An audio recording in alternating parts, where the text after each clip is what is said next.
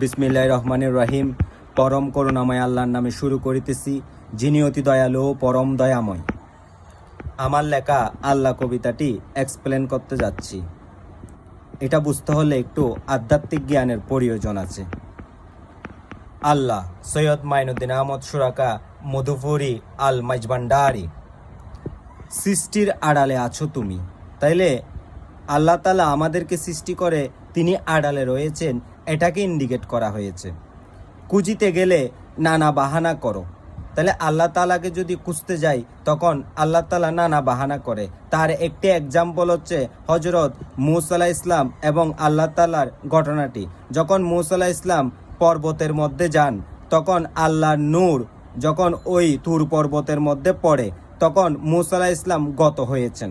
আসলে আমরা এখানে মুসা আলাইহিস সালাম বেহুশ হয়েছে বলবো না, কারণ আমাদেরকে আদব রক্ষা করে কথা বলতে হবে। তাই আমরা বলবো মুসা আলাইহিস সালাম গত হয়েছে।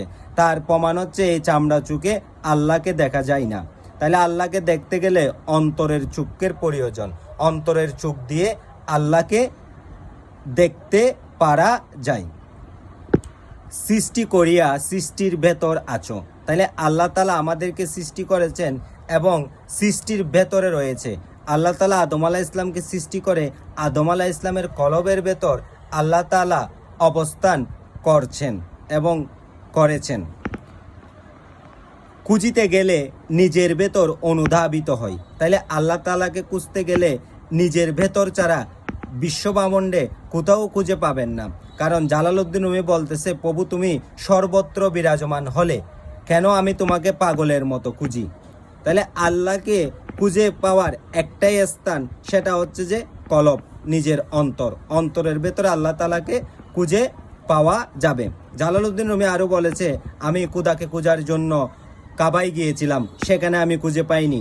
আমি খুদাকে খোঁজার জন্য গির্জায় গিয়েছিলাম, সেখানে আমি খুদাকে খুঁজে পাইনি। আমি খুদাকে খোঁজার জন্য মন্দিরে গিয়েছিলাম, আমি সেখানে খুদাকে খুঁজে পাইনি।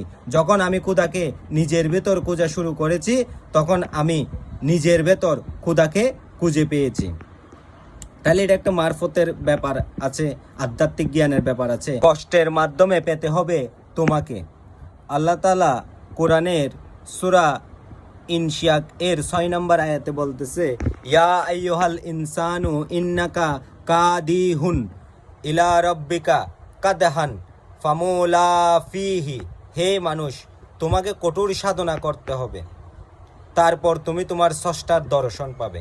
তাইলে আল্লাহর দর্শন পেতে গেলে কঠোর সাধনা করতে হবে। কঠোর সাধনা করার পরেই আল্লাহর দর্শন